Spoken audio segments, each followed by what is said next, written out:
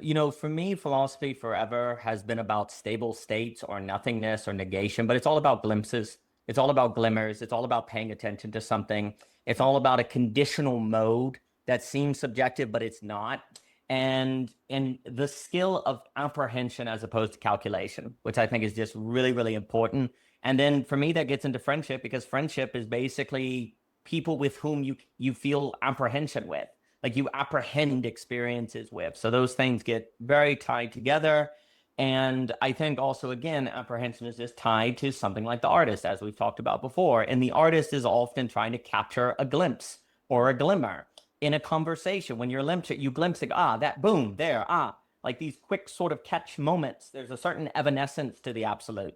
And I think we just haven't thought that way, really, in the history of thought, theology. I don't think we've thought about it in economics. We've really biased toward a non-conditional variable. We're always looking for something that's not conditional, that it's not contingent, that it's always the case. So we're looking for like equilibrium in economics. We're looking for stable laws of supply and demand. We're looking for a kind of stable identity of the person as a rational animal or something. These kind of non-contingent identifications that actually then get in the way, I think, of the flourishing of all of these different fields. And so to me, that's a major problem. And I appreciate you looking at the philosophy of glimpses, because, that was Jockin, that came out of with Jockin and Javier Rivera, and we were talking and all those different discussions. So that was a fun book, and I appreciate it.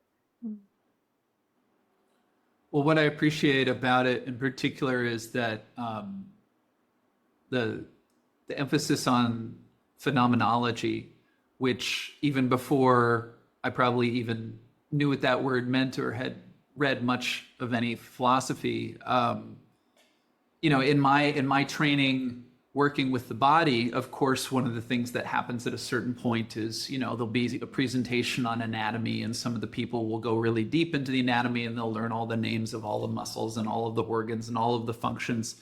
But one of the things that I always sort of encountered in a way that felt almost like simple-minded, but was just like, but if I can't feel it, like what's going on below the surface of my skin? I mean, I'm glad that Western medicine knows a lot about that in case I get in a car accident or I, get some terrible infection and go to the hospital. But in daily life, we don't pull out a microscope to look at things. We don't, we're capable of feeling what we feel. And I think even in intellectual matters, when I'm trying to digest a new concept, at a certain point, if I quote unquote get it, it's like, first of all, I think what I do when you're explaining something to me that I'm, not sure about, it's like I'm trying it on. Yes, maybe I'm visualizing or simulating with the mind, but there's a way that I'm simulating in relation to my body. And it's like we say that when we understand something, we see it. And that really has been my experience. And so I find it frustrating sometimes when the logic of an argument is just, it never references the body. It never shows me how this feels right as well. And what I would assume is that something that is correct in whatever domain we're talking about, there might be a way to explain it without the phenomenology.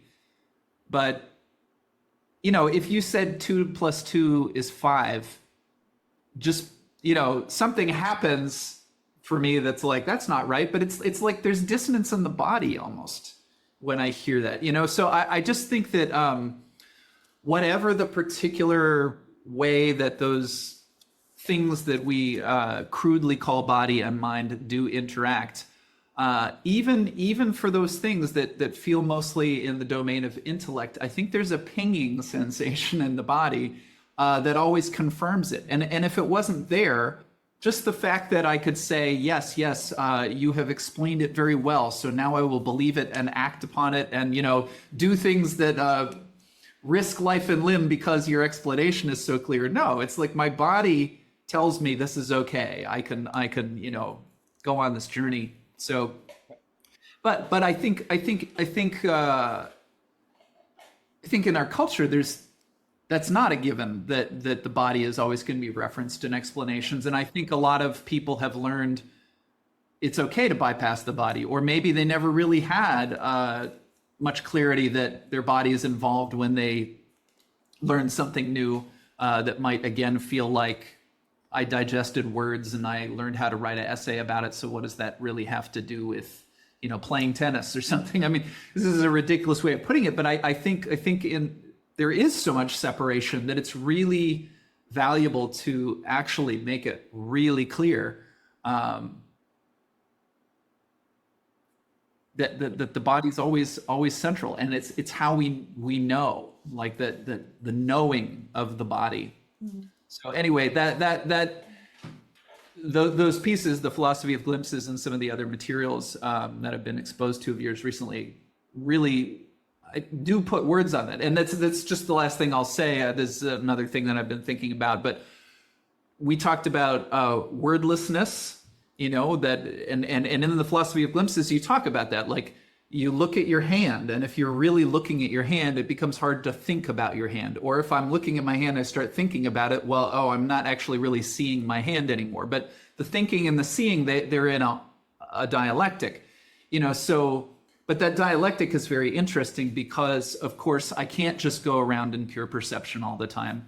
I do need to speak with other human beings. I do actually need that language in my head to some degree, but it's really knowing I'm in this mode and know I'm in this mode and moving between them and understanding that transition too, which I'm really getting curious about now. Yeah, there's something to, like, as you're speaking there, I'm thinking a lot, but both of those things, if we're going to crudely separate them as we are, the body, right, the thinking mind, both of those things have the ability to contain one another. So that kind of movement between each, I think, is important because, well, the first place I always go to is the idea that when we are over-involved in thinking and we forget the body, I often see that as an attempt to contain what would otherwise feel like frightening or overwhelming signals from the body. So someone who's never learned to be with their body, or who has actually only experienced terror by being in touch with their body because they never had safety or safe figures or they never were taught how to understand those signals, make sense of them. They were left alone in that. They may have had terrifying things happen to their body outside of their will. And so for all those reasons, a lot of people can learn to be deeply frightened of their physiological inputs, their body, I guess. And so going to the mind and hyper-intellectualization can be a way of trying to completely avoid or at least contain that. I can wrap some meaning around it. And also when we engage those parts of our brain, when we go into the thinking and the intellectualizing, it just has the effect of also inhibiting some of the signals that are trying to rise in the body. So that's just part of what it does. It is a regulating mechanism in that regard, especially with anxiety. So it takes us out of noticing the intensity that we might otherwise notice of our emotions and our anxiety. But I think the other way around is true too. So, I mean, obviously in a lot of my work, it is people who are hyper engaged in the thinking, that spirals out of control. And we've talked about this before, that is the worry, the rumination, psychosis, paranoia, all these terrifying in their own right ways that the mind, if we are desperately trying to only engage in thinking and using thought and even attempts at logic and reasoning, if we don't at all account for the body, what tends to happen is that we go crazy. And so actually by going back into the body and trying to integrate some of the signals in the body, then we do that as a form of grounding. That is actually the thing that contains, I'm going to use the word contains, that is the thing that helps to, I guess, balance out the terror of being stuck in the overthinking. So it's just an interesting way that that's sort of a checks and balances, I guess.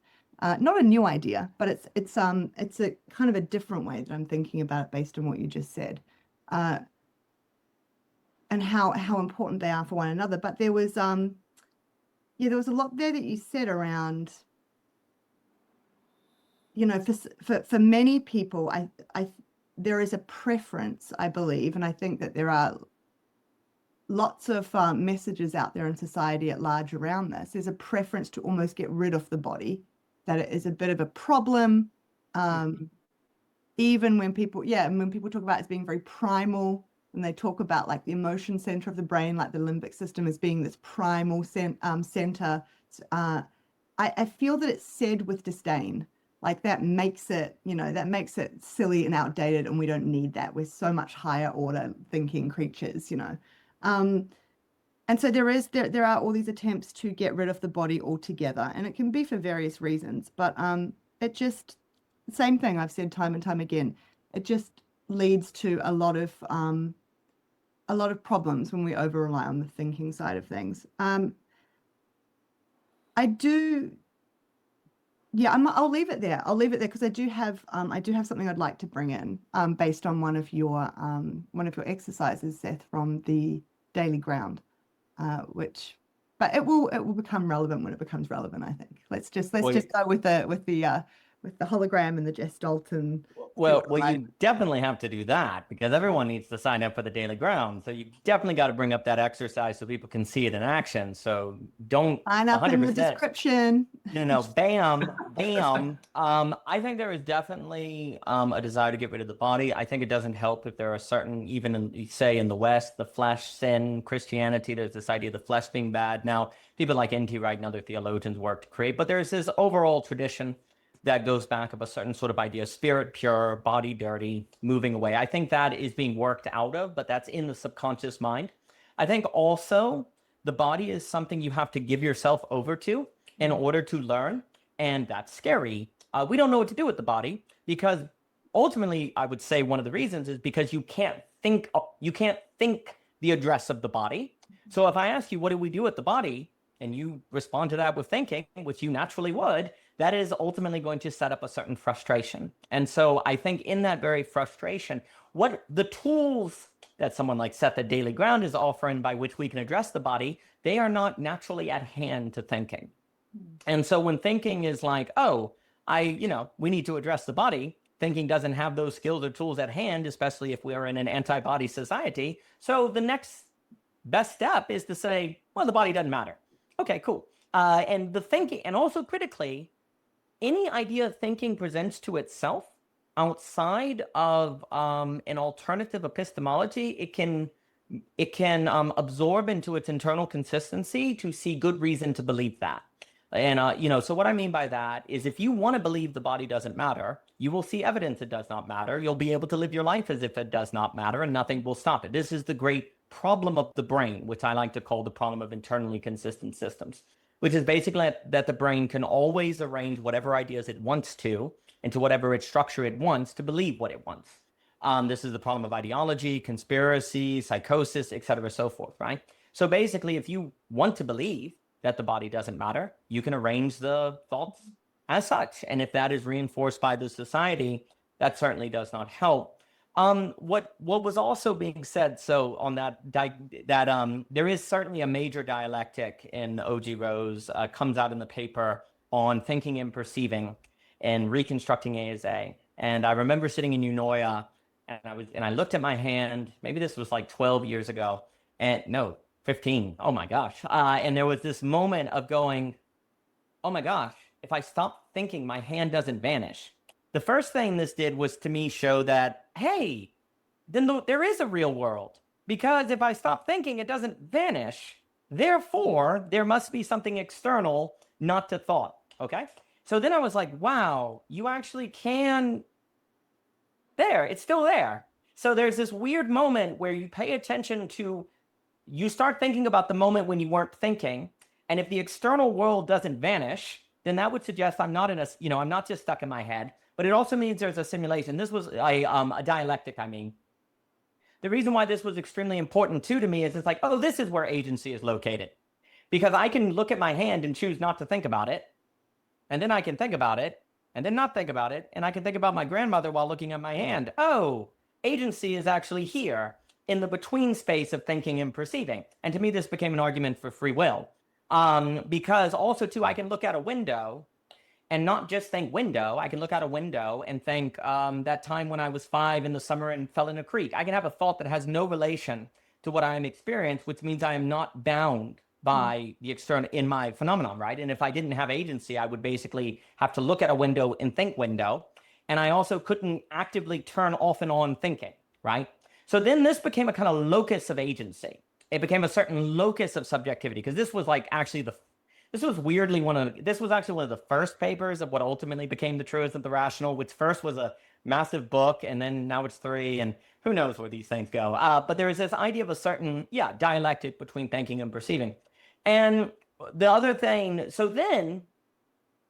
what it led for me to think is somehow knowing when to think and when to perceive. That became really important. And it wasn't obvious when you should do one or the other, because thinking is getting in the way of perception. So how can you think to know when to perceive, and how can you perceive when to think? So because both of them are vanishing one another. They're covering one another just as soon as you do it, right? So you have to think that constant veiling, that constant contradiction, as Hegel may say, or tension. You have to somehow get good at that. Well, how do you get good at that? What does that exactly mean? And then, of course, gradually perception is like, well, perception is not just a matter of thinking, of course. It's hand, taste, the senses in general. And then, of course, I would also know you bring up phenomenology. What's extremely important to me about phenomenology, I think most phenomenology, so as you know from the philosophy of glimpses, basically phenomenology for me is the kind of space when I was doing this thinking that kind of said philosophy still matters. Because phenomenology had not been deconstructed by other metaphysicals. Now, we're going back 15 years, I'm just looking at phenomenology. And then the other thing that was very interesting to me is I did not feel most phenomenology, I thought it was sight-centric, like seeing-centric. It was not taking seriously the entire body as an antenna, if you will. We were still primarily thinking about the phenomenon according to sight. So the key move in phenomenology, which in a sense is, if you make this move, is almost a bodyology, like it's the entire kind of bodyology.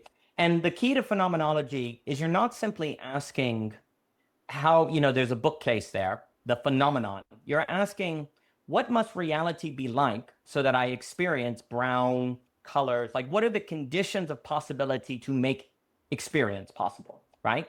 So if I'm able to smell, there must be a condition in reality that allows there to be smell, right? And the question must be, okay, what kind of phenomenological experiences are afforded relative to different conditions? And this is the key move. If the body itself is a condition, then different bodies or differently trained bodies or differently trained subjects should have different phenomenological experiences. And those experiences would be concrete. They would not merely be subjective, because they wouldn't just be a matter of opinion. They would be a matter of training and cultivation. So this moves then into skill. And in that cultivation, and this is the final thing, and then I'll stop. The key thing also that became very important for me in this dialectic between perceiving and thinking, and ultimately the training of the body to be able to maneuver this dialectic phenomenologically well, was the realization that thinking without perception is crazy, and perception without thinking is meaningless. Oh, but perception is covering thinking, and thinking is covering perception. So what do? We need them both, but they're in conflict. Well, in our, a talk we had, one of the things that we said that I stand by is you have the problem of intuition, which is the ping thing, right? You were talking about ping. So there's the ping on this side of philosophy and the ping on the other side of philosophy. So intuition plus philosophy for me, which in these terms we can say phenomenology, intuition plus phenomenology is going to be authentic resonance, right? And actually, the training, there's something about the training of the ping. That ping feeling where you recognize that's true, it's in your body. Like if you actually pay attention to when you agree with something, it's not like you go through, check all the evidence, you feel it in your body. You go, yes, that's it. Yes, that's it. That's really weird. And yet it's pretty reliable, right? So you're literally the very that is much more needs to be said on this. That training of the ping is what is a result of training the dialectic between thinking and perceiving.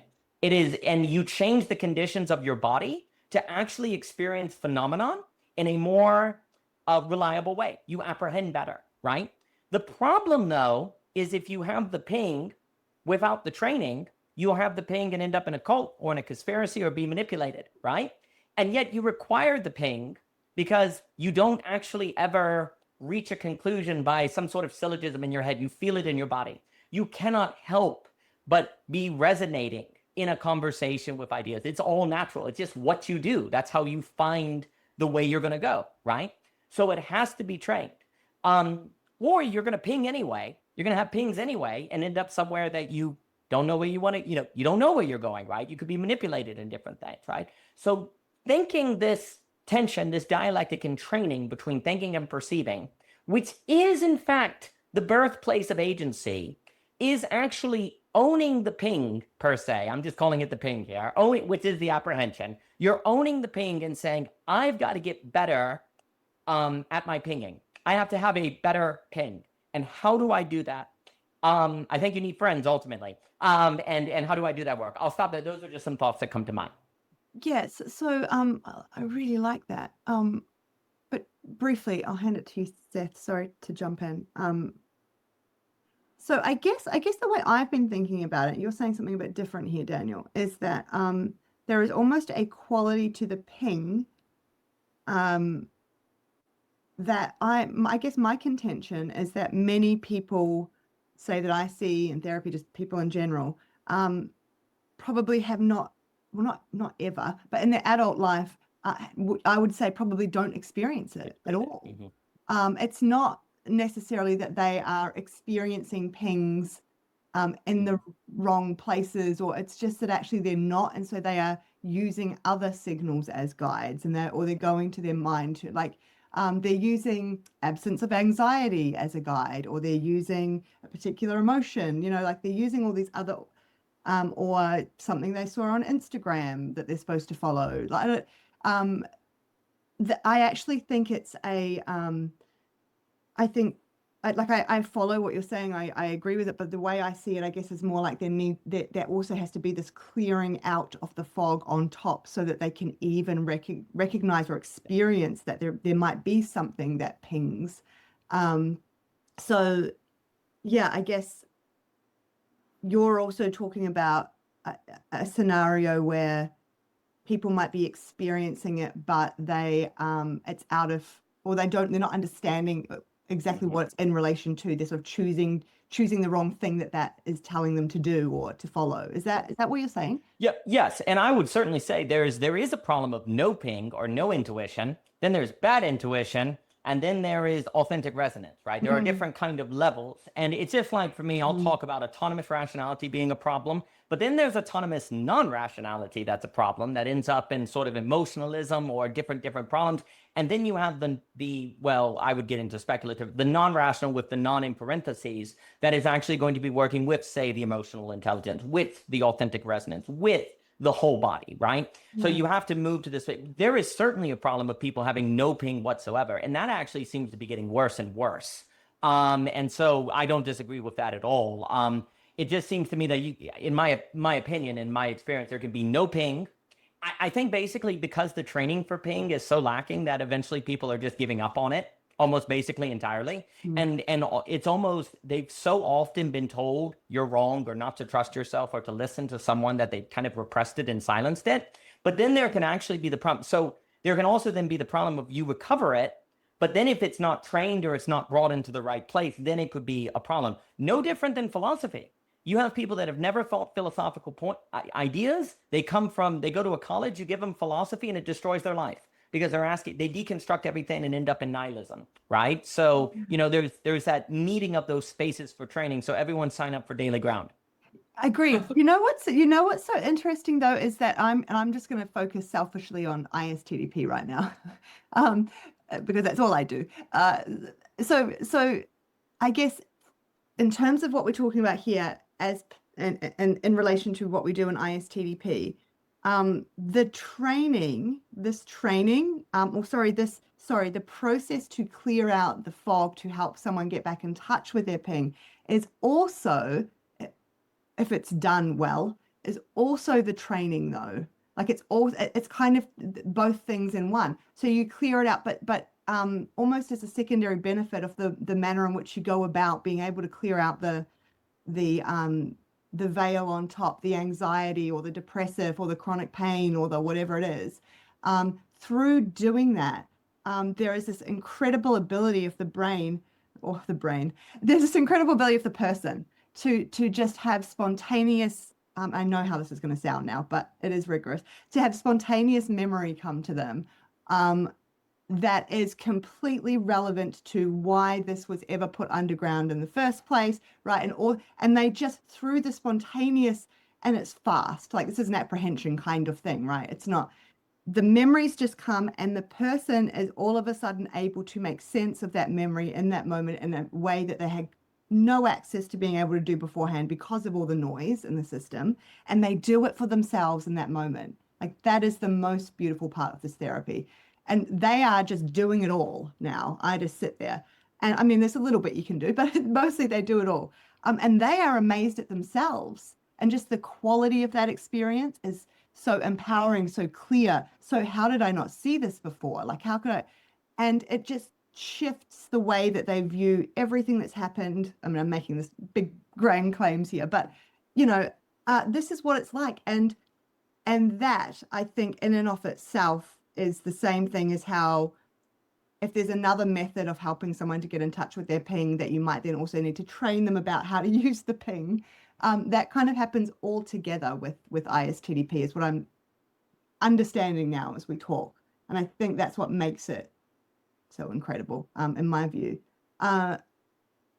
Because I guess my contention would be that we all have access to our ping at some, right? And actually the place where it's supposed to be trained is just childhood. Like when I say trained, you're supposed to learn about what does it mean and what do you do with it, and and have it fostered and cared for and taken seriously, but also sort of contained and understood. There are places anyway. Have some guardrails put around it, I guess is what I'm trying to say. But that just never happens. Really, rarely happens. Maybe it happens in Daniel's house, but it doesn't happen anywhere else. And so of course we lose sight of it, or we lose contact with it, or we start to engage in it maybe in some sort of way that's not helpful. So yes, this is the work of what happens when we get into adulthood, and we just take responsibility for the fact that this is where I am and what do I want to do about this now, right? Like it didn't happen in childhood, so what do I need to do to get back in touch with this? Yeah, I'll leave it at that. I'm thinking, just to sort of zoom out a little bit, if you see someone walking down the street talking with their friend, and then they cross the street and they know well enough not to cross when the cars are coming so that they don't get hit, well, we could probably say that they've got ping, right? Because like they do know how to function in thinking, they do know how to see where they're going.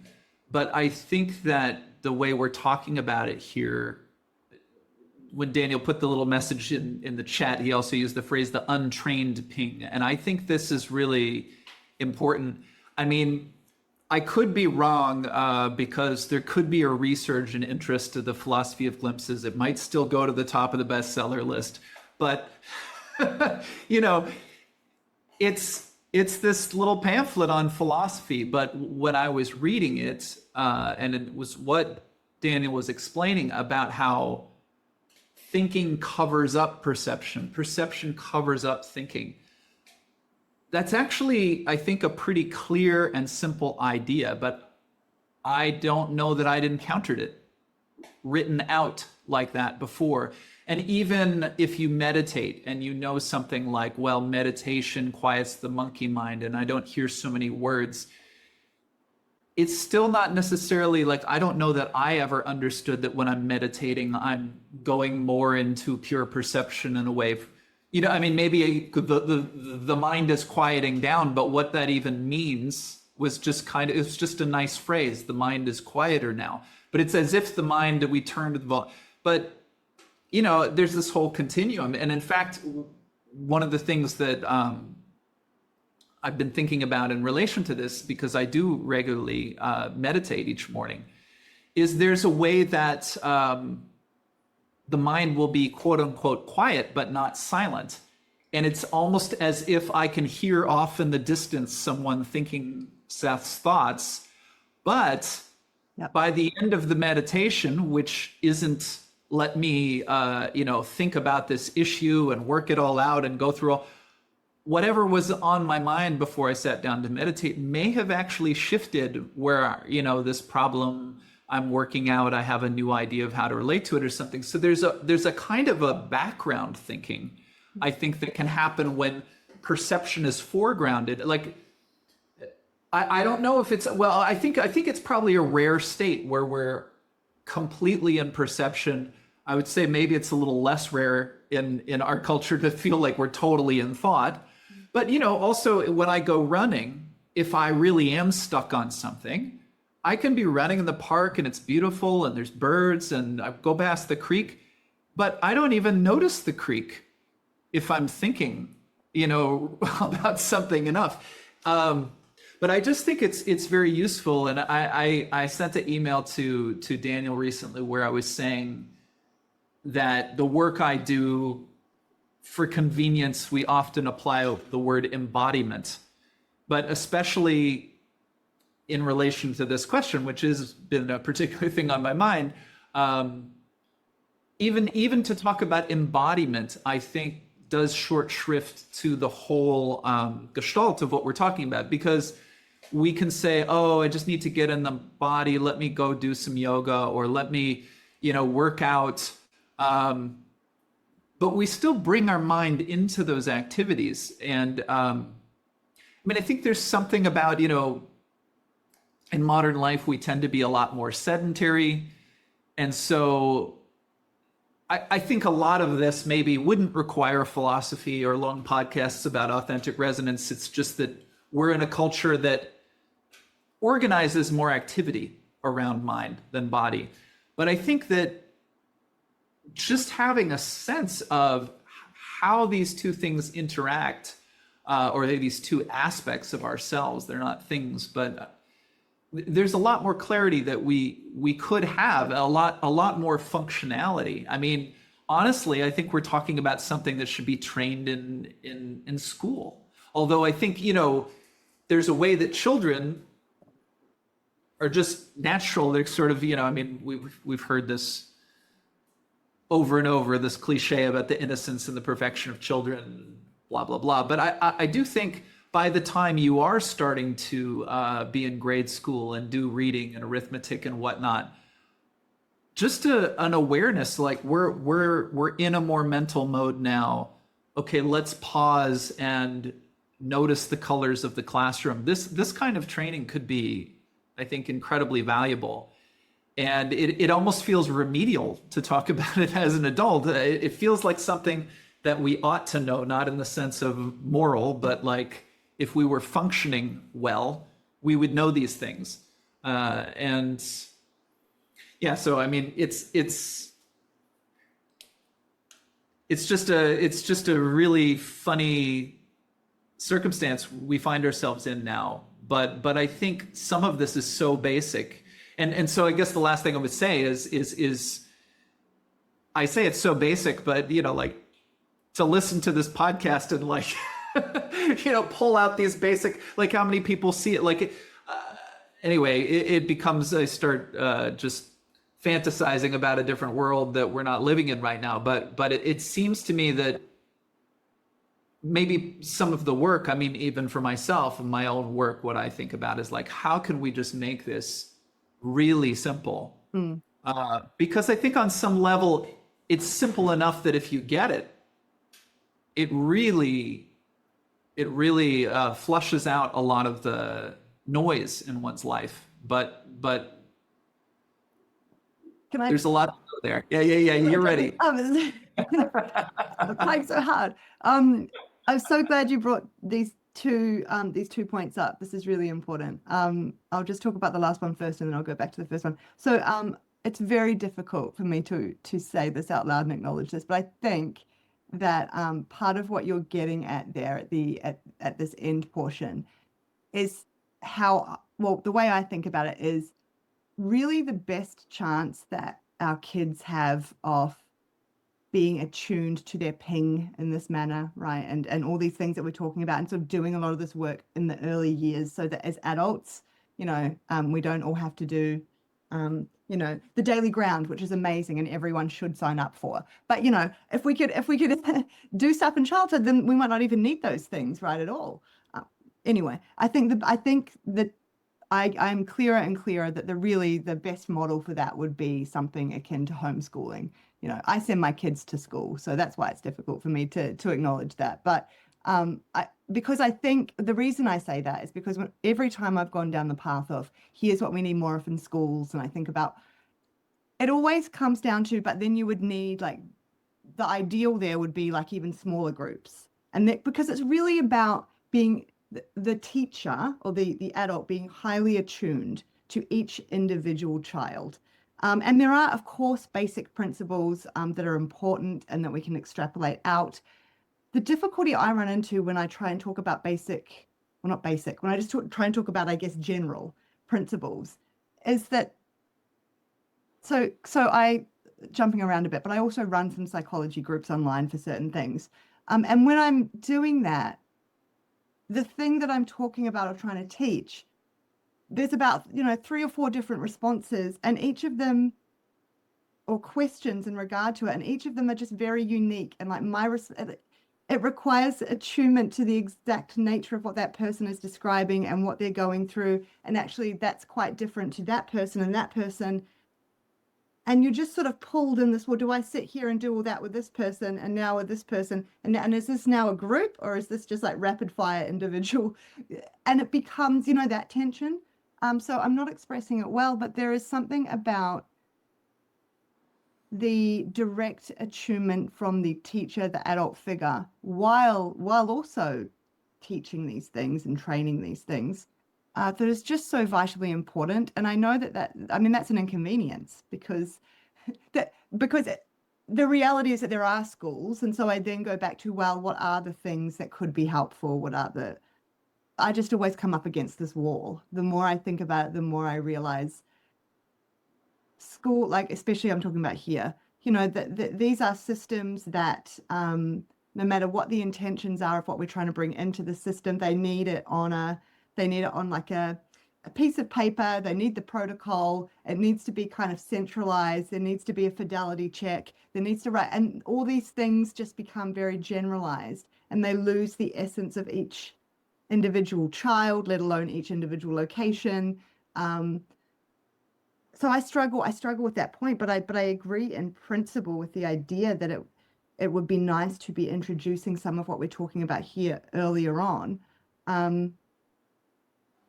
So I just wanted to put that bit in, but the stuff you were talking about at the start, Seth, is I'm so glad you brought it up, because this is where my mind always goes when we start talking about thinking in these crude terms, is that, yes, it's true that I could like look at my hand, and there's a way that I can actively think as I do it, and there's a way that I can choose to sort of turn that active thinking off.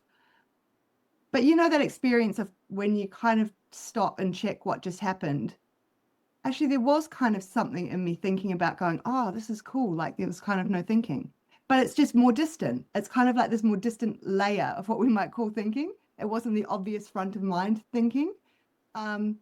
That way, I'm sure you've both done this at some point, because yeah, I'm sure you have, where you sit still and you try to not think at all. And then you can become aware of like more and more distant layers of thinking as you tune into it. So I used to do this, and I used to then reflect, was I not thinking there? And then I realized, no, there was something in me kind of watching and going, oh yeah, there's like no thoughts. So isn't that thinking? Like, so and then I would think about, well, if I do that now and try to get rid of that layer, these are the things I used to do by myself. I was clearly a very social child. if I get rid of that layer, like, oh, now there really is nothing. And I'm like, no, but then there was the layer, noticing the layer. So there are more and more distant kind of modes of thinking. And I think, our language drives me nuts. And I think that people can get hung up on the details of it. And really what we're talking about is awareness. Like, what is the focal point of what is the focal point of my awareness that I'm choosing right now? It's that kind of idea of choosing to focus our attention or awareness on something in particular and watching how the other things can fall into the background. So it's not the absence of them or the cutting off, but they kind of fall into the background. And then you add in, obviously, the spectrum of consciousness, and that there is obviously so much going on that is in our unconscious, but there's still processes at play. I mean, even if we use the crude idea of the brain activity, it's not like it stops when we, there is stuff going on. It's just about where we're choosing to focus our attention and noticing that we can choose to focus attention, and that with that choice, there are consequences about what happens to the other kinds of information, right? So like you say, when you went for your walk or your run and you were so busy thinking you didn't see the lake. I might have got all those details wrong, but something like that.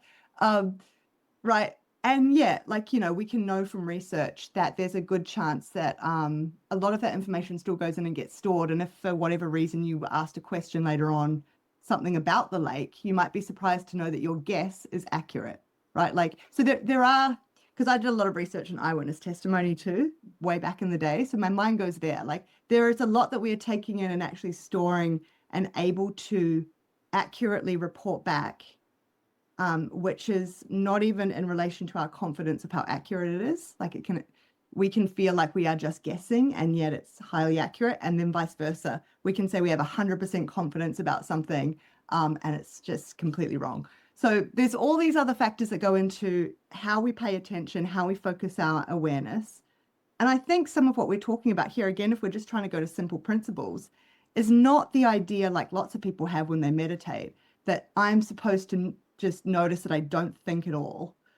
It's noticing how, and it's can be graded, noticing how I have the ability inside to make some sort of determination about focusing my attention to one, or focusing my awareness, I should say, to one particular aspect of what's going on for me right now.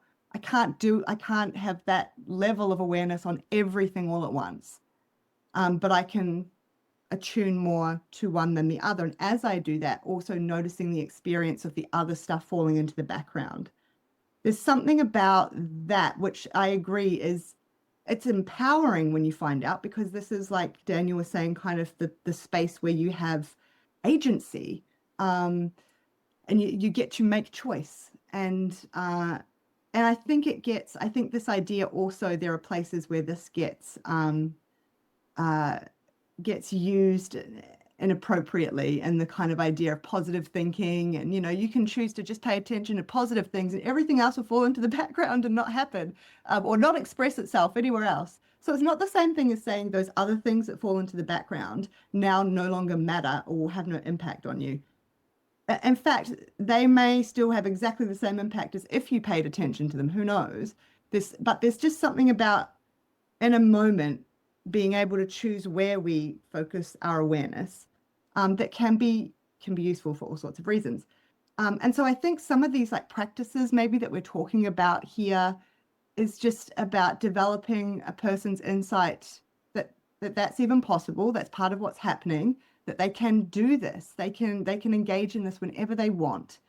And that actually, and this is really what a proper mindfulness exercise is from my point of view anyway, and that really what's useful is to be able to experiment with playing around with that more frequently, so that you have the flexibility to move around. It's all about training the flexibility, and this goes back to the movement. I think this goes back to musicality, playfulness, because then you're less likely to kind of feel stuck and trapped. I think there's an ability, I'm going to use the word agile, I know it's overused, but there's an ability for agility, and but I think, and maybe this relates back to the whole hologram Gestalt idea. I think it's impossible for us to have that level of awareness on all of it at once. And so we necessarily have to constrain and have just one bit kind of upfront that we are choosing to focus our awareness on. And then we can also at the same time tune into the sense of how all those other things fall away. And that is maybe also like we can experience that. Anyway, I think I've made my point. Yeah, no, I'll be quiet for now. Please. Yes. Excellent. So there's a few things, because that was all very good and this is very important. That was a very sneaky yes, Daniel. It was like a very sneaky yes, in the sense of this really matters, and the flexibility and the chasing and all of that. So chase. Good. We're on something. So the key move is the moment you think and it covers perception, and when you perceive thinking is gone, then you think about it. There's this moment of something just got away, like something is getting away, right? That is what thought is all. That is everything, is the chasing of this thing that is slipping away. And actually the basis of thought, it is not the simple thinking or perceiving. It is in the metaxis, to use the Desmos term. It is the transition is the key. The transition is what you want to focus on, which is why the book talks about the phenomenology of lacks in particular. That's the basis of the new metaphysics, because most phenomenology has been based on being or nothing. We want to do it on the phenomenology of lack, and lack is a present absence. And it's not nothing. A present absence is like when you perceive and then you think, you have a sense that the perception is now gone and it's being covered by thought. But what's present to you now is the absence of perception and thought. And then when you go to perception, what's present to you is the absence of thought. So there's a lack. But the moment you make that lack intelligible, you necessarily slip into the other register that then causes that covering to occur. And what is human subjectivity if it is formed by this very metaxis? Like we are trying to chase something that we make go away. So the agility and skillfulness that you're talking about is all in the business of getting good at this chasing or remembering this thing that we cover. Like to get good at finding what we cover. Which, of course, if we're covering it, how can we find it? How can we chase that which we make run? How can we capture that which we make lacking, right? This is very, very odd.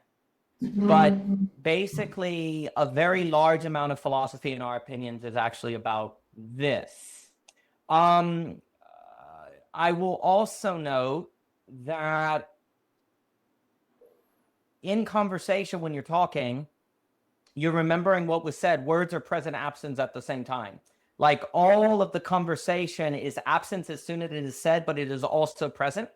Please note also Gestalt is always a present absence. It's never there entirely. So you're always dealing with the lack of Gestalt. In conversation, you're always dealing with a memory of what was said.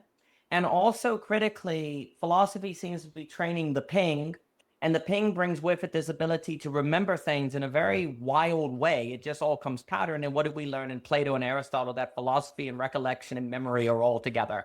Augustine, Bergson, all these things. Like if you get trained in the ping, it also naturally makes you trained in memory.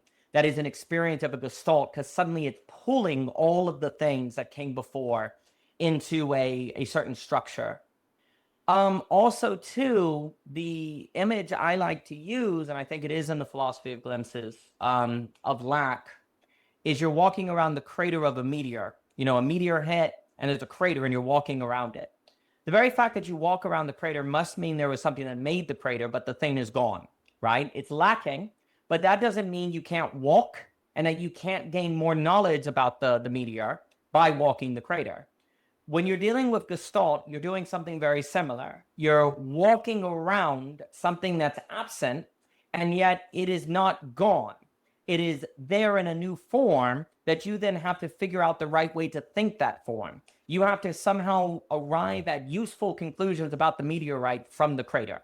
So a phenomenology of lack is where you're arriving at useful apprehensions about that which is present in absence, a present absence, right? And then it's gone, and then it's gone, and then it's gone, right? You made it present, but because it's lack, as soon as it's present, it's now absence again, right? And the skillfulness to hold it and to remember it is strongly tied to the ping. The better you get at this, the better you can actually get at pinging, the more your ping is trained. So the question becomes the following. What exactly trains this ping? Also, before I forget, one of the reasons why the perception thinking dialectic arose is because of the problem of empiricism. And what I mean by that is there's this big idea that, well, if we go back into metaphysical speculation, when we go back to religious warfare, we're thinking about this with New Age atheism, there's this big push for pragmatism, utilitarianism, and empiricism. Well, the problem with empiricism is that you remove all, well, what does everyone talk about now? Meaning crisis, nihilism, and so on and so forth, right? So the idea, but if you remove empiricism entirely, you could go back to religious warfare, magical thinking, and all of those problems. So the idea was to try to find a new way to approach concrete observation that didn't shut down enchantment or shut down metaphysical possibilities. So that's where phenomenology is very important, and it's a phenomenology based on lack. And perception and conditionalism is very important, because the idea is this. All right, if there are certain conditions a subject can meet and have, say, the passage of time and flow, or we've talked about it before in a conversation, time speeds up, you find 3 hours go by, well, that's concrete. That's just as concrete as what is found in a laboratory. And this is an objective experience that is not merely subjectivity.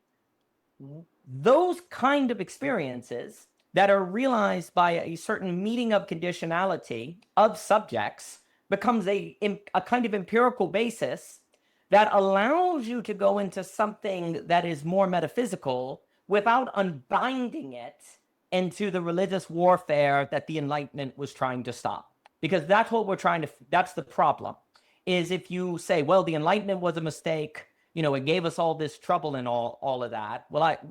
There's truth to that, but the problem is, where did the Enlightenment come from? It came from religious warfare and a lot of trouble, right? So how do we get a new ground of empiricism, if you will, that gives us the benefits of science, but not the bad nihilism, you could say? Well, Seth's work, the daily grind, the body, that is a concrete experience that is giving you the benefits of facts without the unintentional consequences. The other thing that I would say is that, in my opinion, on this relationship between thinking and perception, thinking serves perception. It is not perception serves thinking. It is actually thinking serves perception primarily. If thinking does not serve perception, you get auto-cannibalism. You get so where I talk a lot about rationality and non-rationality? Non-rationality primarily comes from perception. And the argument is that if rationality is, ergo thinking, is not based on perception, it tries to become its own basis and eats itself. So thinking has to be based on perception, or it will get lost in its own fantasies. It has no concrete ground for its thinking. So the thought of this paper is basically that if thinking doesn't serve perception, you suffer auto-cannibalism and pathologies. Thinking eats itself and you get all sorts of problems. So the relationship is that thinking serves perception. But here's the problem. How does thinking serve perception if it covers perception? If thinking covers perception, what does it mean to serve perception? It would seem as if that's impossible because they are naturally in conflict with one another, right? Well, you have to have a mode of being where thinking arises emergently and organically at the right time to get perception back on track and then go away. Thinking arises when it's needed and then it goes away. You're the daydreaming state. We talked about it at the net. You're not supposed to be actively thinking. It's supposed to arise and then go. It's not supposed to be predominant. If it is predominant, you are suffering auto-cannibalism. You are starting to get lost. It has to be in service. But then, of course, the state in which thinking serves perception is authentic resonance. That is the state in which thinking is serving perception. And you actually are then able to trust to continue to kind of go where your perception, your antenna, the body as antenna, is leading you, and also trust that thinking will arise when it is needed to maintain that authentic resonance. I will now say, and not go because I'm happy to, but I'll pause here. I think you train the ping primarily through basically philosophical friendship and conversation, because it's conversation where you train the ping so then you can do it alone. If you try to do the ping alone without training it with people through philosophical discussion, that's where you end up in magical thinking or manifesting or fanatical religion or different things like that. Which those people, it's like, well, I have a, God told me I have an intuition, I believe these different things, and you end up in different trouble. You need to train the ping in relationship and critically in friendship, which, as we've talked about, is indivisible from philosophy, because it's just what you do to bring forth. Now, that has to be expanded on. And this would also mean, basically, then the magic, in my opinion, the factors that make the training of ping apprehension arise is intrinsic motivation, friendship, school moves toward oral examination, the social coordination mechanism. I believe that when people are intrinsically motivated, they actually get better at ping because they're constantly doing the work of listening to their inner compass. Well, that is training ping, right? So then the school system has to incubate intrinsic motivation, which of course is an obsession of mine and belonging again. And I basically think the entire sociological order depends on the cultivation of intrinsic motivation. Yeah, about that. So I will stop there and stop.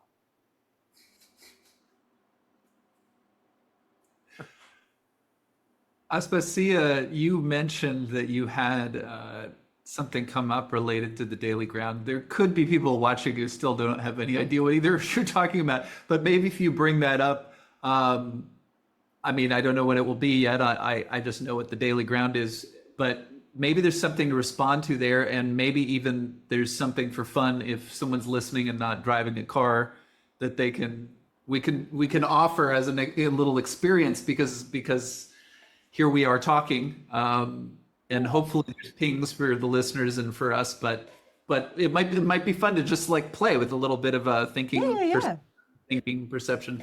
So, but what because there's a lot of pings going off for me right now. Yeah, I'll just share it because please. I don't really know that's particularly relevant to this moment, but these things all are. They all are. We just trust the flow. I was listening. So the daily ground, for anyone that's listening and doesn't know what it is I would call it like a short course style. Is that what you'd call it, Seth? It's an experiential guided daily audio clip that you receive. It's short. It's a guided exercise. It's different each time with over a period of time with the intention of helping you to, I guess, ground whenever you use it in the day, as opposed to feeling like you're stuck in the grind. Now I'm putting words to what it is, but please jump in and explain it better, and I can edit that out. That was a pretty good explanation. I mean, it's been running for, it's a 21-day thing. But yeah, each day there's a different thing. And some of the processes are like literally you could stop and do a little thing. And some of the other recordings, they're more like pointers for your attention. Here are things to notice as you're going through your day.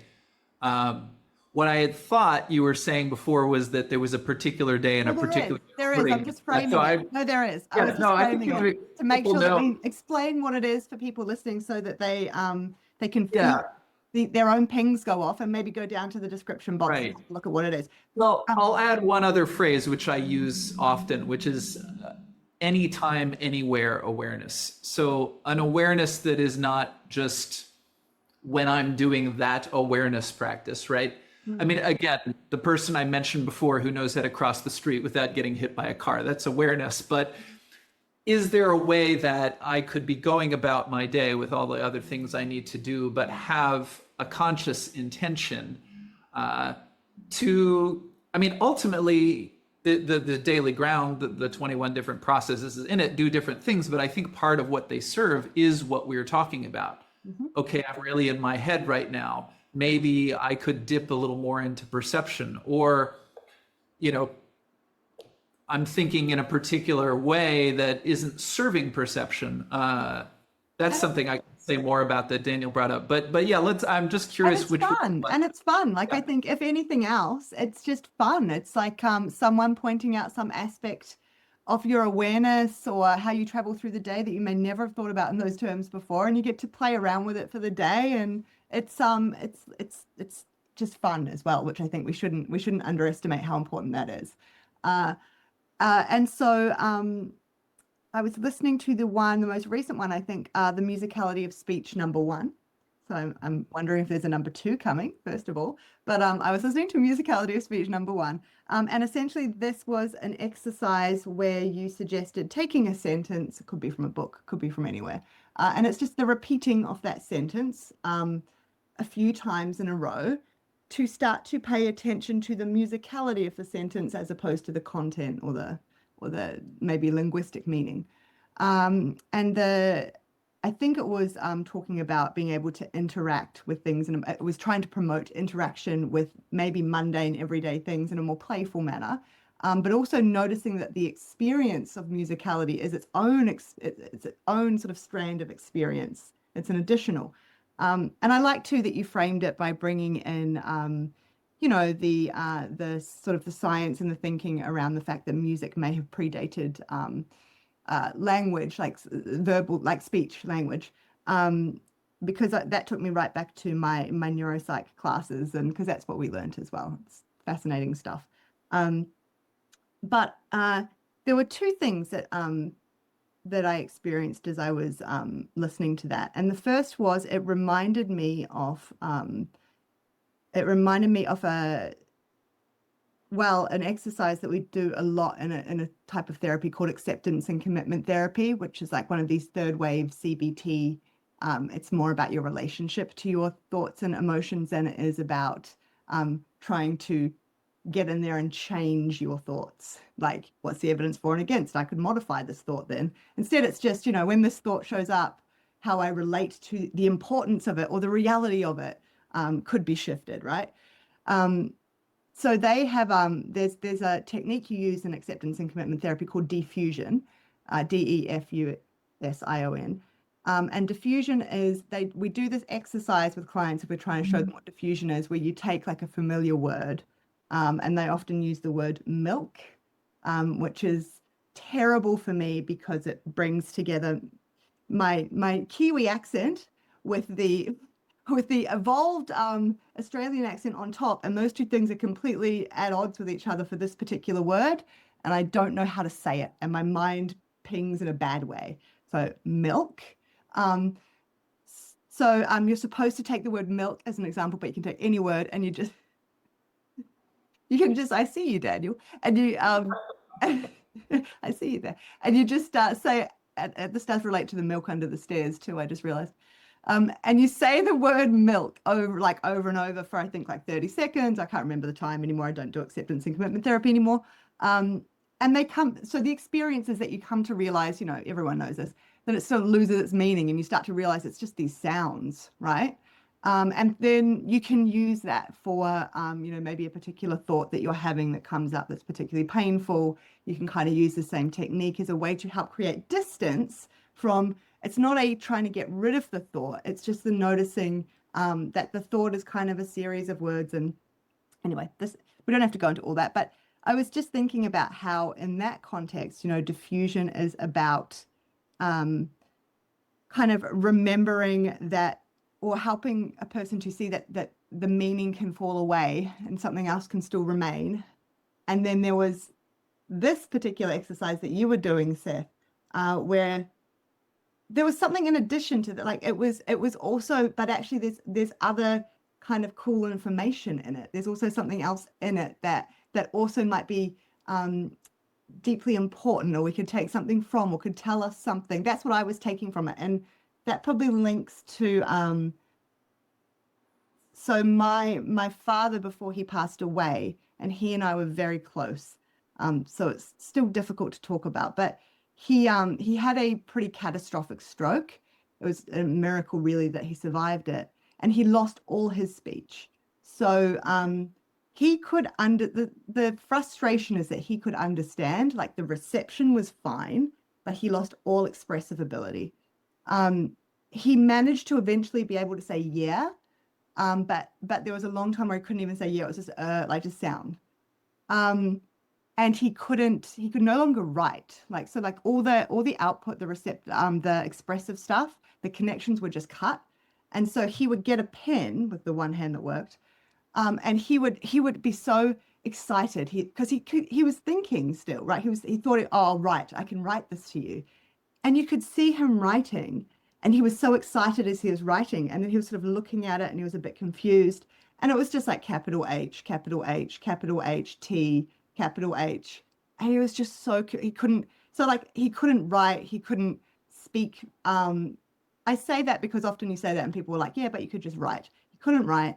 And this was a man who was hugely verbally expressive, like caricature Greek man.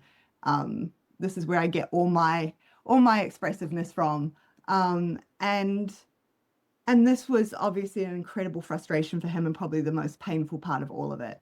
But I bring that up because there was a manner in which, and I guess this is also because I knew him so well, but I just attuned so deeply to what he was doing with his sounds that you can hear, like, he came to be able to kind of explain, you can hear the sentence structure he's trying to put together, like even through his years, like, yeah. Like you can, and so becoming attuned to that, it was just incredible to me how much information I could pick up about what he is expressing, right? Even though there's the lack of the words. And so that came to my mind as well. Like it was an incredible experience of something that I'd been taught about theoretically, right? And like, because the other component to that, sorry, I should say, is there was a while there where I would play like some old Greek songs that were really meaningful to him. And sometimes he would, like, he'd start doing the la, la, la, la, la. He could sing beautifully still with la, la, la. And occasionally he would just say, like, the words would come out. It was crazy. And it's, just those different pathways again, because if it's music and if it's singing, it's different. Like that, it's wired differently. And those were the only times that words actually sometimes occasionally slipped out. And so, yeah, it took me, the exercise was so profound for me just going through that, Seth, because it took me back to this. So I guess there are things in that we could talk about that relate to this broader context of the conversation. But even without that, I wanted to share that because I really do think that is a showcase of how, I can't actually remember how long it was, but say a 60-second exercise that I listened to from Seth, just audio. I'm just listening to it while I was, I think, actually making my morning coffee. That just transports me straight away. That 60 seconds I took on my day just took me to all these different places. It might not have been the places that were the point of the exercise, but there was a manner in which it reminded me of so many different things, and I had emotional experience about it. And it's just that stopping and having some kind of stimulus that allows you to interact with yourself and where you are placing awareness in a different way. It breaks the usual frame rather than my usual making the coffee and struggling with the machine and, and just paying attention to that. I was making coffee, but I was having this whole other experience emotionally. Different ideas were pinging. It was making me, look forward to seeing the two of you even more. It was, I just can't overemphasize what an incredible experience that is to have, even just for that short moment. And I wouldn't have had it if I hadn't just pressed play in that moment on the exercise. And so, yeah, like I said, there are things in that we could talk about, but even just that as hopefully for anyone who's listening, as sort of a testimonial of just, sometimes, and maybe this is just me because of the work I do, but I think that, there are lots of, how do I say this? There are lots of versions of, I don't want to say versions of this kind of thing because that's incorrect, but there's lots of maybe attempts at doing versions of something like this, right? So what I mean by that is there's a lot of messaging out there on your social media feeds of, here's a person who's like, join me for a breathing course, or join me for a something, or join me for a, right? And it can just kind of be like, oh yeah, okay. What am I really going to get out of it? Like, it's just,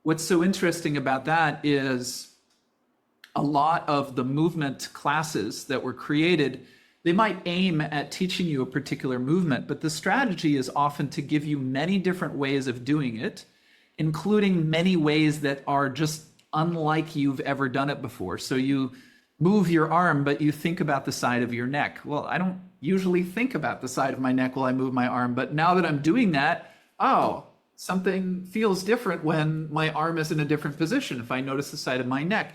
And so when we finish, the lesson wasn't, now remember to always pay attention to the side of your neck when you move your arm.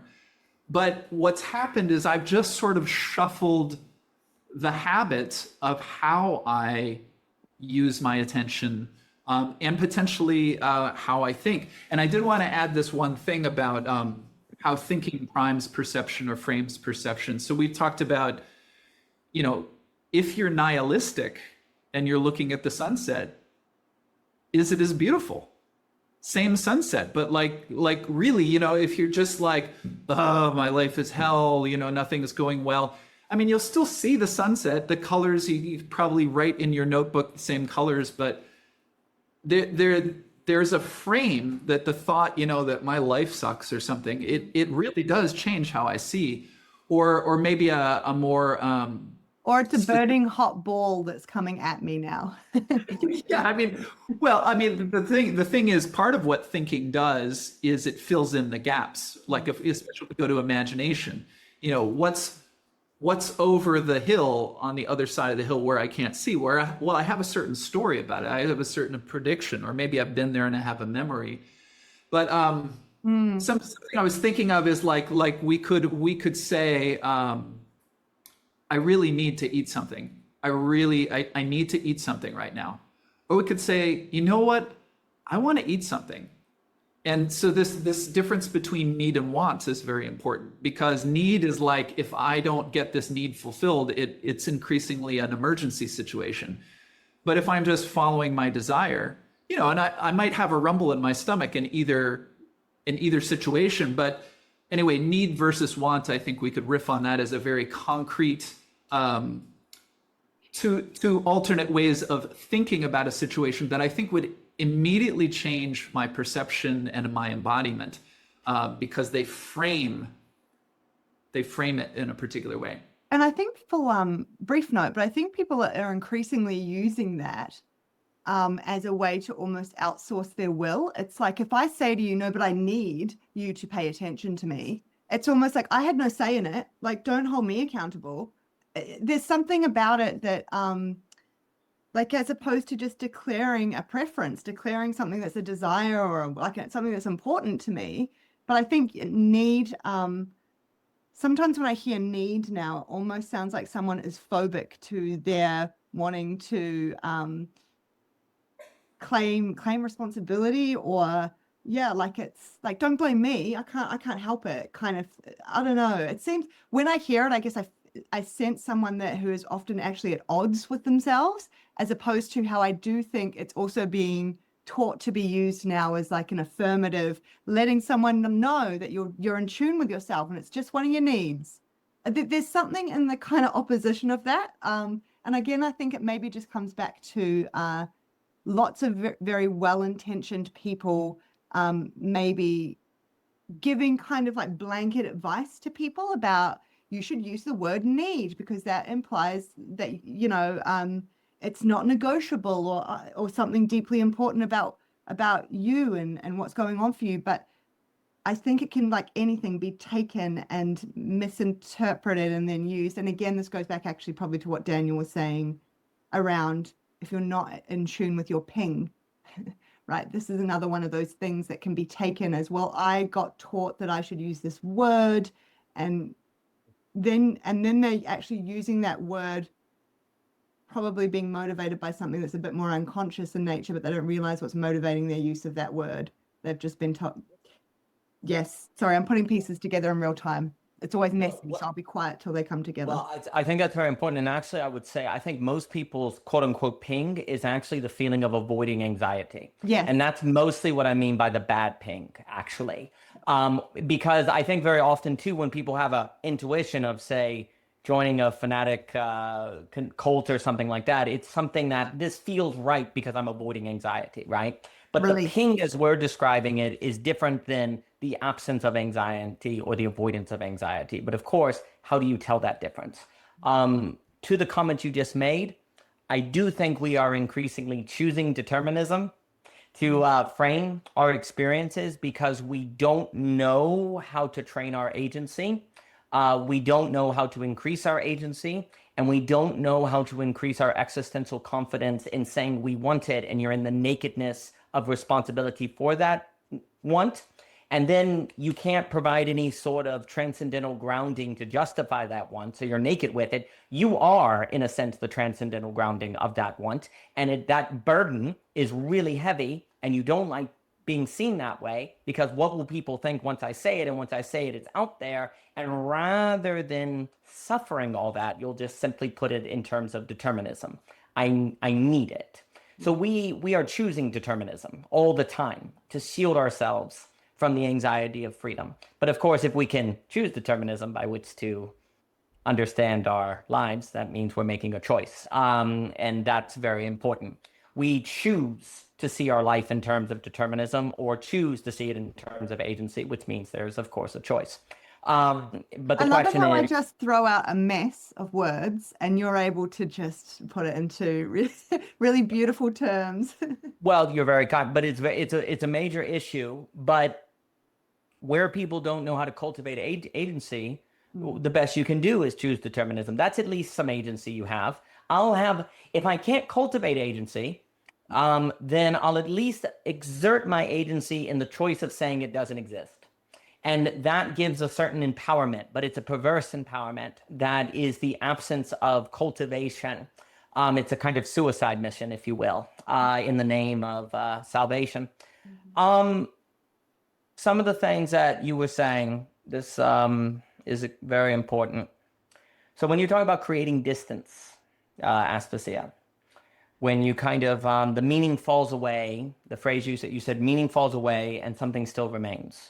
This is incredibly important because actually, oddly, this would suggest that you need meaning to fall away to actually unveil experience. And this is why overly emphasizing meaning can actually be problematic because the brain is always creating meaning. That's the problem. Our efforts to create meaning cover perception. The problem is not meaning in general. It's a meaning that doesn't emerge out of the metaxis of thinking and perception.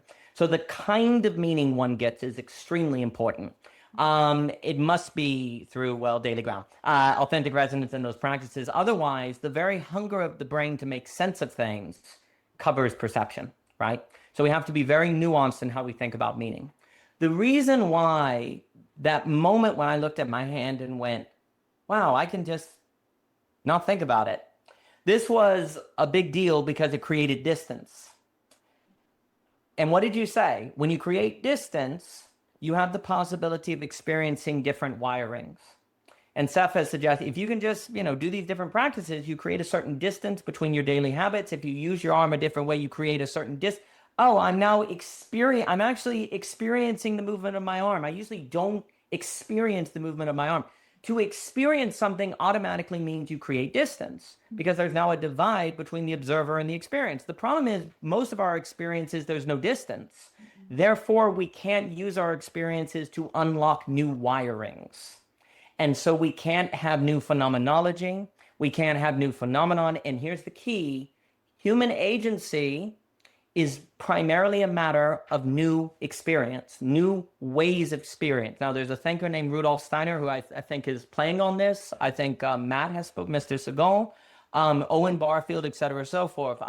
There's much truth to this. Daniel, Our he's ability. he's the one behind the Waldorf schools. Is that the thinker that? I believe so, yes. Right. Because, there's that philosophy of freedom that is really kind of tied to the ability to have experience, right? Well, experience is a matter of you can't get new experience that thus is new freedom unless you create distance between yourself and you in a weird way. You have to create a certain experience in yourself, with yourself, by yourself. So when you use the body in a new way, you're creating a kind of distance with yourself, right? Within that distance, you then possibly have your brain have different wiring and it unlocks different things, right? The more we can create this, so then the next move is kind of this. I'm of the opinion that basically the more you can create these distances and unlock different modes of perception, and well, different modes of experience, I'll say that because I think it's a mixture of thinking and perceiving, the better your ping is. The better and more reliable your ping is. Because it makes sense, because I think the ping is basically an emergent product of all of your ways of knowing, okay? And if you have 3 ways of knowing, your ping will not be as advanced as if you had 18 ways of knowing. That because you get collective conscious phenomenon, right? A network effect. Like you yourself, the more ways of knowing you cultivate and get better at, the more that instantaneous ping that emerges will actually become more nuanced and reliable. And it will actually become more strengthened, right? So these are very important. So basically, you have perception and thinking. To cultivate, I think, human subjectivity, you want to fill your life with as many, I'm going to say, perception/thinking experiences as you can. And you mentioned this, speaking is absolutely a middle speaking, thinking thing. Because when I'm talking to y'all, I'm perceiving you, I'm hearing you, I'm listening, but I'm also thinking and yet not thinking at the same time. There's this weird thinking/perceiving going on here, okay? I think when you write a story, it's thinking and perceiving. There's a story in your head, but there's this paper, it's in a between space. You want to fill your life with as many thinking/perceiving activities as you possibly can, right? Because there is something about that activity that is the key to the phenomenology of lack, to the phenomenology of experience. Relations are between thinking and perceiving. This is why basically I would take the entire school system, which basically has you on the side of thinking, and fill it with like the test. Writing is on the side of like trivia problems, is on the side of thinking, not perception at all. I'd replace it with oral exams, because oral exams and oral conversations are way more on the side of thinking/perceiving. I really follow William Ong, Marshall McLuhan, and all these ideas that say the medium is the message, right?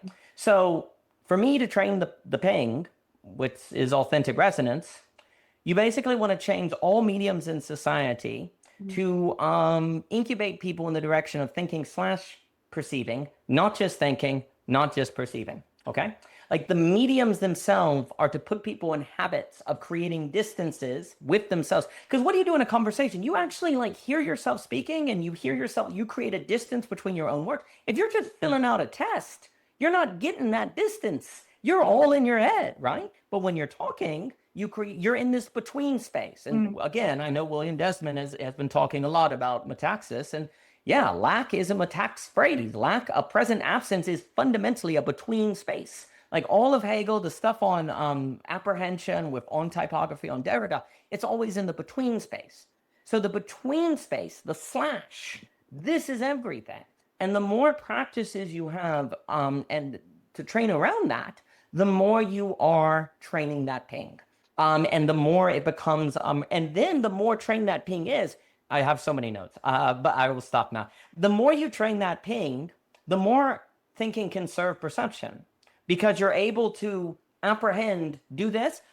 Authentic resonance is about knowing the next best thing to do, right? Not knowing the best line, but the next best step, which is intuition, but thinking. Authentic resonance has that ability of this is the next step.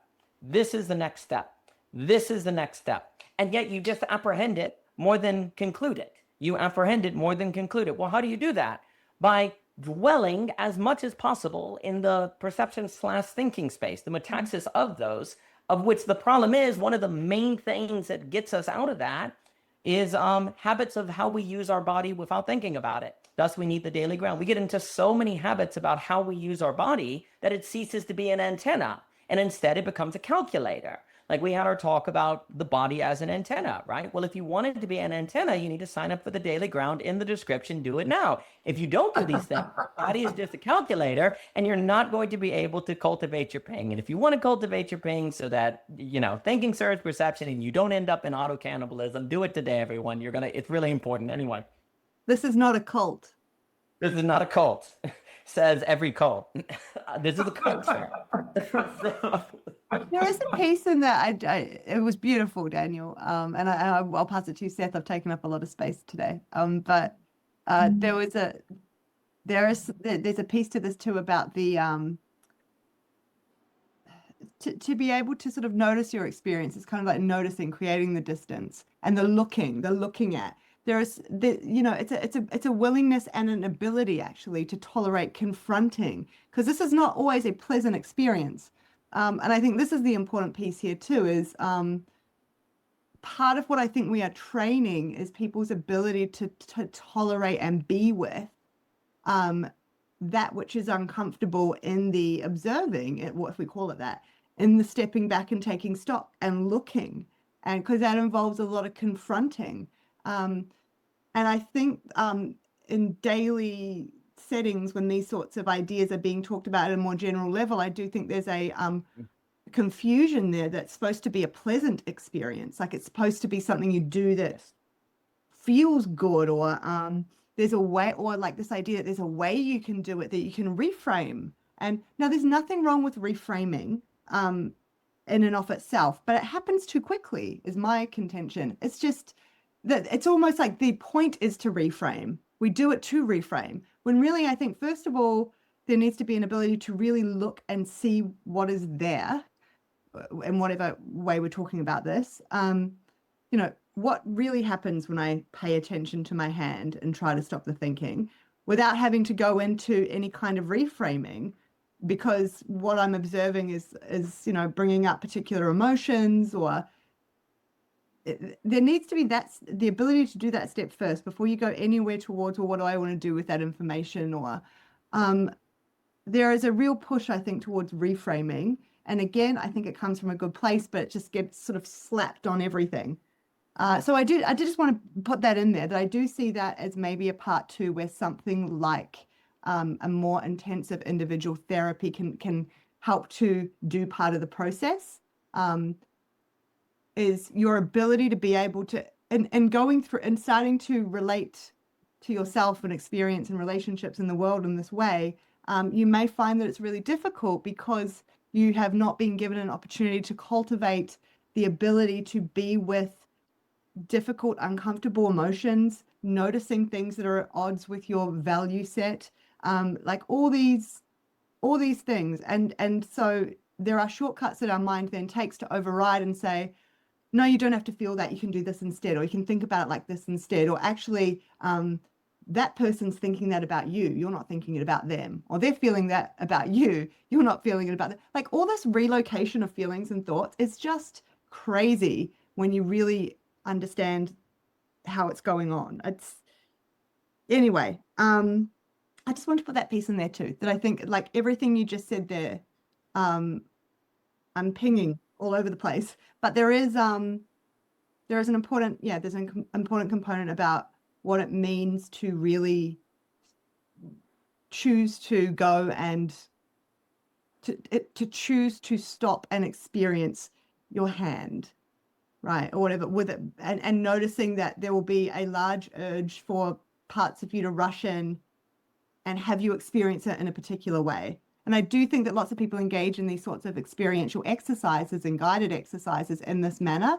Like, I'm going to do this and something great's going to happen, or I'm going to feel good. And if they start to realize that's not happening, they either disengage completely, or they start to apply all this sort of pressure on top of, or I'm doing it wrong, so maybe if I start to think about it in a more positive way, and then it goes against the whole point of the activity.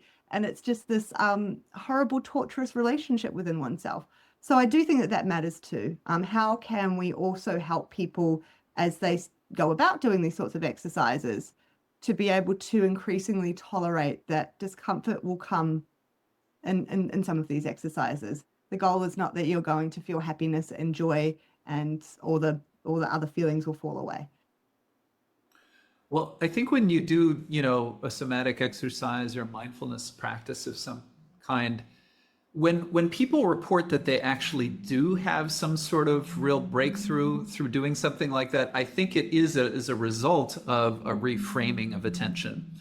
But I also think that, to Daniel's point about how philosophy and friendship go right together, I was thinking about that sort of in a fresh way recently, just in terms of, like you said this the first time we spoke, Daniel, that, friendship leads to conversations that you don't realize we've been talking for 4 hours. But if I never have a 4-hour conversation, there's also things I never end up talking about. Mm-hmm. And a lot of those things that I talk about with the person who's willing to, just follow whatever comes up for 4 hours with me, I'm eventually going to talk about, that thing that happens when you're kind of, thinking about something and you're kind of looking. I mean, these, like as you said, Daniel, these things are disappearing, but we notice them and we wonder about them. But then if we never check with another person, so I'm not even talking about, I read Hegel and so did you, and now we're going to discuss, but just the fact that we're all having all these life experiences, and then, every single day, I suppose the fallacy would be that if I have a very set routine, if I go to work at the same time every day, if, whatever, we always visit a certain member of the family across town every Saturday evening, I can start to feel that things are predictable. But of course, life is always different. So this reframing is something that I need just to make it through the day. And I think what philosophy does, what different embodiment practices can do in different ways, is they just train the whole practice of reframing. And it can be very arbitrary, but one can sort of notice, I seem to be looking at this situation in a way that's not bringing me any fresh information. Is there another way I can look at it? And it could be somewhat random. This kind of happens to me for my Feldenkrais training, but I thought to offer this. So as you're listening to me right now, and if you're looking at the video as the two of you are, you can think of looking at me too, but only look at me with your left eye and only listen with your left ear.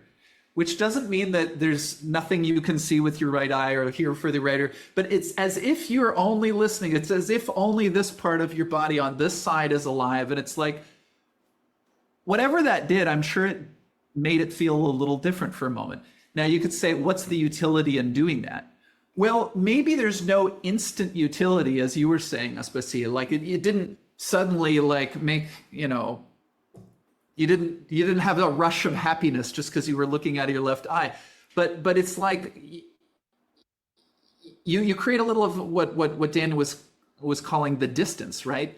So I think this is one of the really important things, and I mean I think this is what a lot of the mindfulness traditions are about. Is first of all to tell you, look, you can train your attention, but then that you can pay attention to how you pay attention. What am I doing with my attention right now? And I would imagine also in your practice, Aspasia, part of, I mean, we've talked about this, someone's angry, but on top of that, they have anxiety about being angry.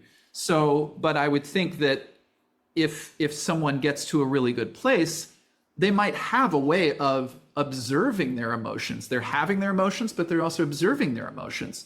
And so if I suddenly feel angry, but I notice I'm angry right now. Oh, okay. So that's changing my energy. Is it appropriate to be angry? Or can I be okay with this anger right now? It's like, It's a reframing, right? So I think it's an everyday capacity that we really need. And, of course, if we could use a sort of a ordinary example of like in a business and you're trying to figure out the next whatever. I don't have a 9-to-5 job. I don't know what they do.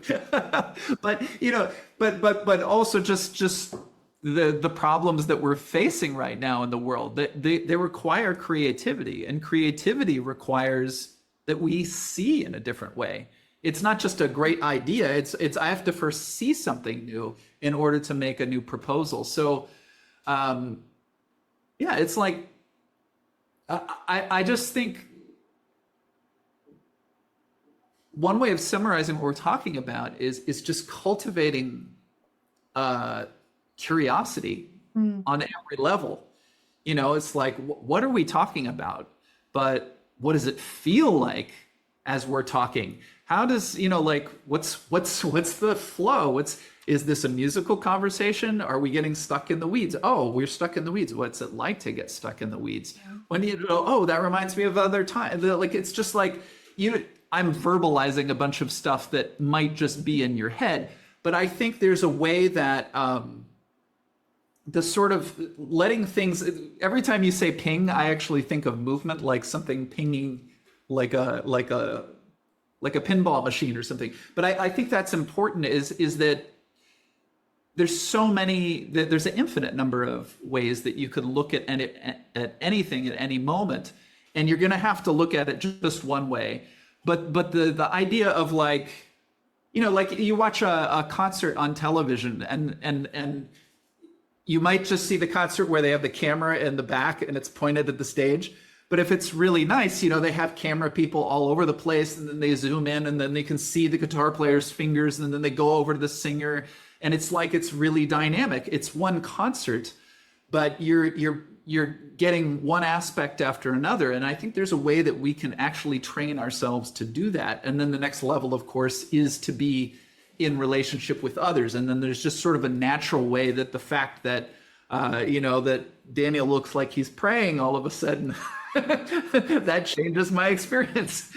So I'll pass it over to Daniel, because I think he has something sacred to say. Sacred. Well, anytime I'm with y'all too, it is sacred. So yes, absolutely. Basically, curiosity requires distance. If there is not distance, you will not have curiosity. And there are basically what we are saying is that there are practices that create distance. Once you create that distance, it is now possible to have curiosity. And basically, curiosity and intrinsic motivation go together. And intrinsic motivation is freedom.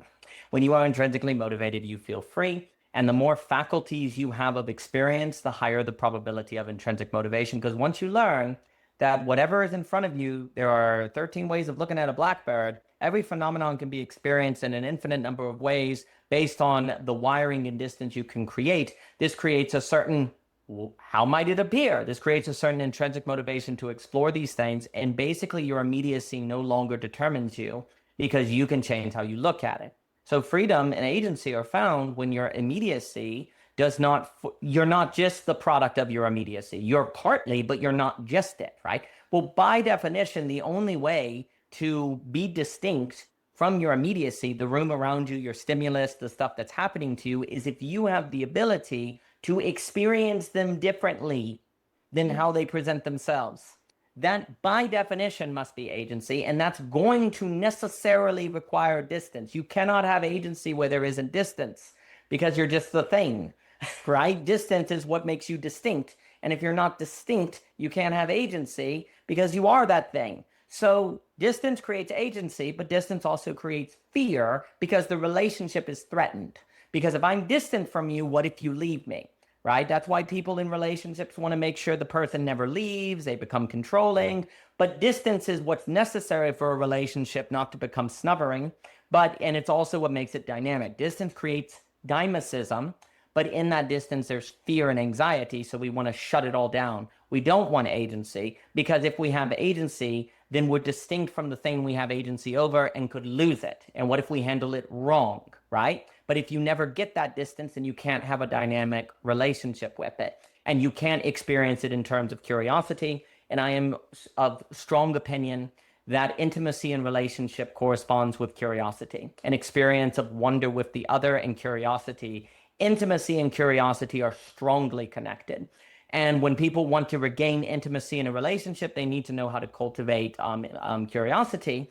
But the way you do that is by creating distance somehow. But that seems to be the opposite of intimacy, right? If you create distance, aren't you losing intimacy? Well, the way we're creating distance is not, well, we're going to go find ourselves or something like split off. No, it's by creating distance in your mental experiences, by attuning your body as an antenna, by opening new facets of experience. That's how you create distance without creating separation. And that is then what affords more agency and freedom and dynamic experience. Philosophy is all about creating distance.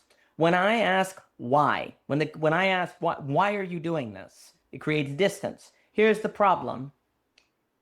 The question why can be used to create distance that opens new wiring for more experience, or it can be used to deconstruct. Because I can use philosophy. The problem is we've been using philosophy to deconstruct things as opposed to create distance from them in order to open up new agency. But the hope is precisely you can create a philosophy about anything. You can ask why about anything. So anything can afford new agency, but that is the same move of which affords nihilism. You can always nihilistically deconstruct everything. We've been using philosophy wrong. We're supposed to use the ever why of philosophy to create distance for new wiring and new experience per se, and we've been using it to undercut things, and we wonder why we're miserable. I want to also note that wonderful story, Aspasia said it, tragic, but also beautiful, but also speaking of the human condition of your father being so excited to write something, but then finding no matter what you did was H and that. There's something to be said perhaps of, I can imagine thinking almost being birthed from human beings having a perception that they were so excited about that they wanted to share, and then they found they couldn't because they didn't have thinking, so they created thinking and language in order to share their perceptions, but then that turned around and possibly threatened those perceptions. But in the hunger to share and the hunger to give to others our perceptions, that especially if they're beautiful, if you had a beautiful experience, you want to share it with other people. But how do you do that? Well, you have to think, and that thinking gets in the way of it. And perhaps all of humanity is a long history of trying to figure out how to share perceptions that by definition are threatened by that sharing, and we're just trying to get better and better at it. And I always see philosophy in literature and art as deeply connected because they're all dealing with, for me, art and philosophy are in the business of the problem of thinking and perceiving. They're in the business of this problem, and bodywork is. It's all in the problem of we have to think the between space of things that when they're brought together cover one another. We have to bring them together without covering them. Well, that's what a good philosophy does. That's what a good artist does. And also, too, the very fact that you see in your father this hunger to share means why we shouldn't demonize meaning or demonize thinking, because if you didn't have those things, you couldn't share. But the problem is, if you can share, you can lose. Because if I can share my perception, that means I can forget about it because I can reduce it into a thought versus the experience. So the ability to share is the ability to lose.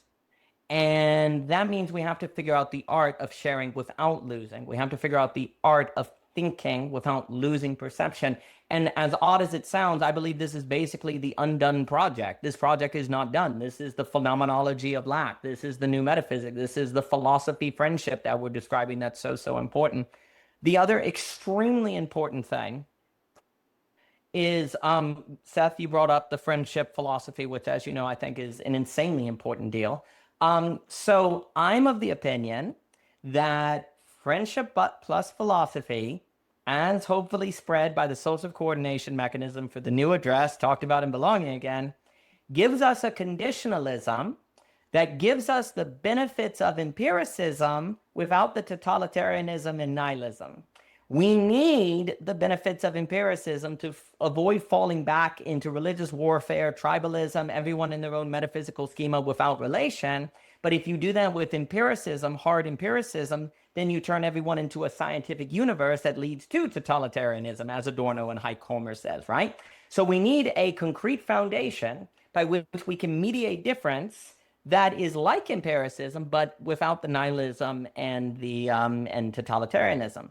Friendship plus philosophy gives you that, because friendship plus philosophy, or friendship as philosophy, gives you conditionalism, which when you come together and you're having experiences and changing mode of experiences, those are concrete, and that becomes a concrete basis by which to have judgment, to allow metaphysical speculation without metaphysical fragmentation. And that's the sweet spot of avoiding the meaning crisis, maintaining enchantment, but doing it in a manner that opens relationship as opposed to siloing into new crystallized metaphysical schemas that have led to world wars and all sorts of problems. So that is really important. And I have more notes. I'll stop. just want to say something that's sort of coming together for me. The hunger to share, I think that captures it so beautifully, what I was trying to describe. And if I don't rabbit on for 10 minutes and try and just make this concise, I guess a question I return to as we talk about all of this stuff around, when I talk about like reframing and curiosity practices and all these things, they're all important, and these things are important. I guess, again, I'm biased because I do this one-to-one therapy all the time. So I have like that's just naturally where my mind goes. And there is also a lot of risk there, I see, and that people are sort of on their own doing all this, like, I can just be infinitely curious in a million different ways about what's happening to me. And it becomes, I think this is what I was trying to say before, it can become a process of, just sort of crafting however I want to view the world. It becomes that. I can be infinitely curious and use that to manufacture some other type of emotional experience that wasn't there at the starting point, if that makes sense. So and everyone's welcome to do that. I'm just pointing out that I think what happens, at least in therapy with me, is there's the very careful groundwork of needing to attune to the individual here, and really the two of us together paying careful attention to first understand the nature of what is going on and what we're going to try and do. You do that bit, and then yes, like there's lots of curiosity and things, but there's a I don't like using these terms for some reason, but I can't think of better ones. There's some kind of constraints, or like lassoing, or like a shaping of, we call it the frame, like there needs to be a frame for what I do. Otherwise, I'm just sitting there and I could do endless stuff. Like someone could come in, and if I just launched into the stuff that you do maybe on the second part, in the second kind of stage of ISTDP, if I just launched into all that, I could push all sorts of buttons in a person, and they could have all sorts of wild experiences, and their anxiety could skyrocket, and then they could get in touch with some urge to strangle in their body that they've never noticed before, and then like all these things could happen. It'd be wild. And then I might feel like I'm really cool because look what I did, like look at all these things that happened to you here, and I bet you think I'm really smart now, and and that can be really reinforcing for some therapists. But that is not taking care of a person. That is kind of serving my ego, and also putting the horse before the cart before the horse. I don't know what way around that's supposed to go. I should know. Because it's like, what are you doing that in service of? Because this person paid some money and you feel pressure to give them an experience now. Like again, I want to be clear, I'm talking about like individual therapy. I think it's different in different things, that practices and contracts that people are going into about what they're signing up for. But this is about a relationship over time. It's not a one-off session, you see? And so I think that's part of the difference. It's like, if I'm going to really take care of you, then I'm not just going to go in and do things that I know I probably could to affect something, and then sort of say to you, well, these are a bunch of different ways that you can see there's a whole lot of stuff that goes on under the surface that you're not aware of. See you later. Have a nice day. Like that, not in the context of what I do. And so there is this kind of groundwork, and it can actually be, as the therapist, it can be quite frustrating at times, because sometimes I do feel like I can see 20 steps down, and I'm just like, oh, I could just, but that would not be useful to do in that moment for the person, because sometimes I also am assuming too much. And then so I actually gather a bit more information where I realize, oh, I was wrong there. And if I did that could have caused a real problem here. So there is this dance between, yes, you need to first of all do this kind of preparation, I think. And this goes back to what I was trying to say earlier about, I don't know how we get away from what feels so important to me, which is the need to attune first to the person there with you in the relationship, the particulars of that person in that moment. And also, I think, why they're there and how they're wanting to engage and for what purpose, and like all this negotiation that goes on first. I think that's so important, and that's trust building. And that's, it's even like in friendships, even though we do it more informally, you don't just sort of meet someone and just launch into, I don't know, let me tell you all about my recent sexual escapades. Well, some people do, but you know, like just there's certain kind of parameters, and yeah, I just that bit's really key. And then I was thinking about how you said this, yeah, the hunger to share, um, and how that links to I think part of what we're doing with the training, the ping and authentic resonance, is we're trying to understand in this person's kind of experience of hunger to share in the moment and the relationship, is it coming from something that is like a ping and authentic resonance, or is it coming from, exactly like we've been saying, a wish to get away from maybe the ping and authentic resonance, or get away from the anxiety that is being generated? And so we share and we do all these curiosity things and we do all these practices, and we look at all the different ways we could reframe a situation, and then we get to one that feels a particular way and we land on that and we go, good, that's the one. I don't know, I'm not expressing this very well, and also the connection's going a bit funny, but there's something about like the trying to really go on an exploration or an excavation together to understand the primary, like the sort of the first emotion that came up before this whole thing sort of followed. If we can get to the root of that, that seems to be, yeah, now I've lost myself because the connection went funny and for some reason I've lost myself. But I wrote down, what did I write here? So I was writing, there's something I think about when I am sitting in the therapist chair, that my job is actually to still be aware of myself. That is important, but I am more highly attuned to the other person. And perhaps that is in the service of trying to give this person the ability to go into that more curious, open place that they feel is quite difficult to do alone. But I am like this healthy tether. I don't know how else to explain it. I kind of like, I am guiding slightly, and I am using my own ping maybe to be doing that is attuned to them. Like sometimes it does feel like I feel it for them.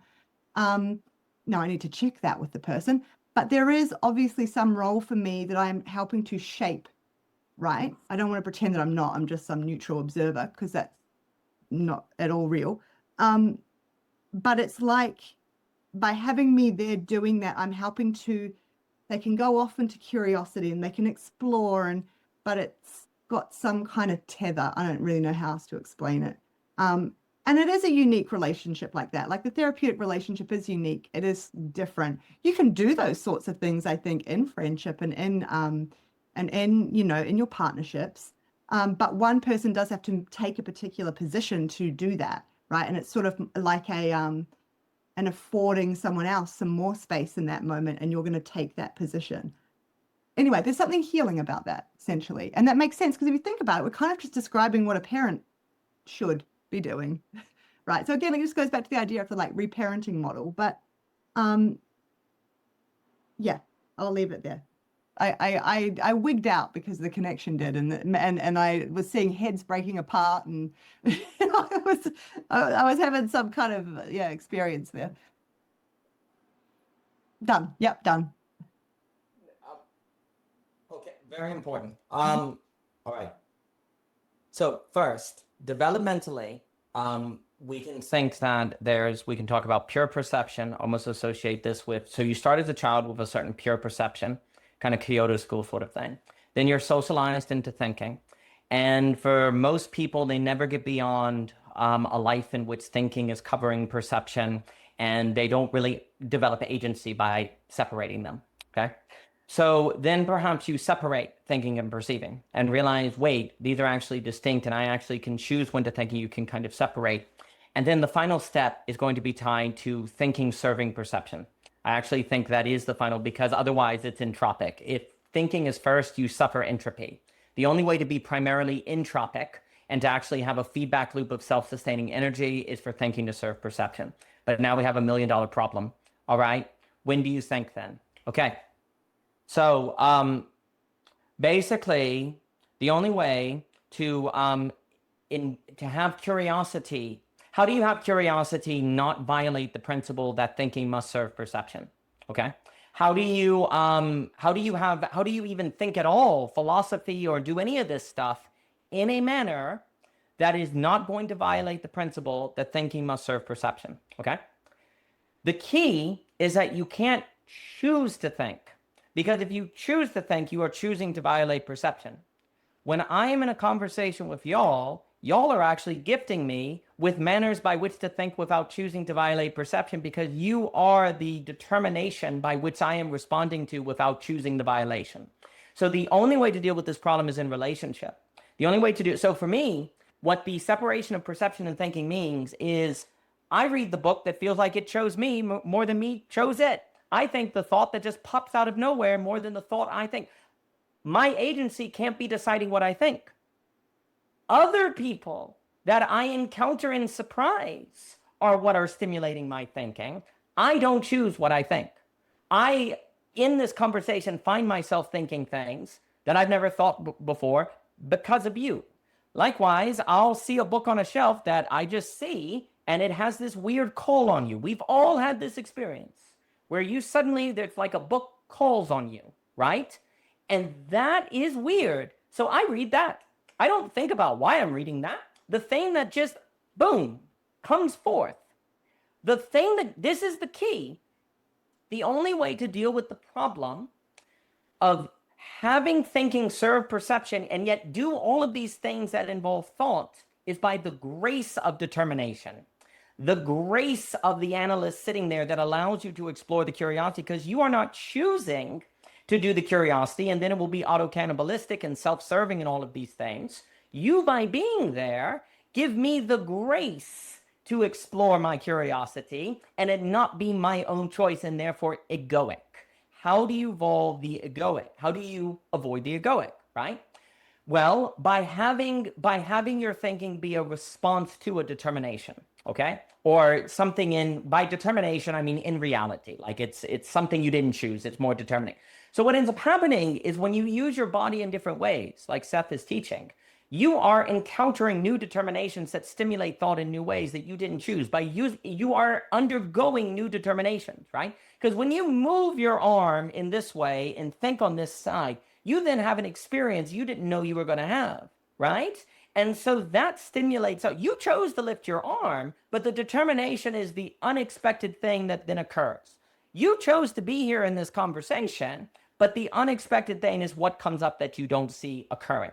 The only way to deal with the problem of having thinking serve perception and yet nevertheless doing the work of thinking without it becoming egoic or without it eclipsing perception is in relationship, and by primarily being active in the world where you're letting the world manifest the determinations to which you then respond to with thought.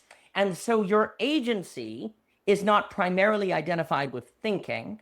It's primarily identified with perception, the going through the world, the skillfulness, the surprise, the skill and the art. And thinking is in service of that. And so you are not egoically, and here's the key.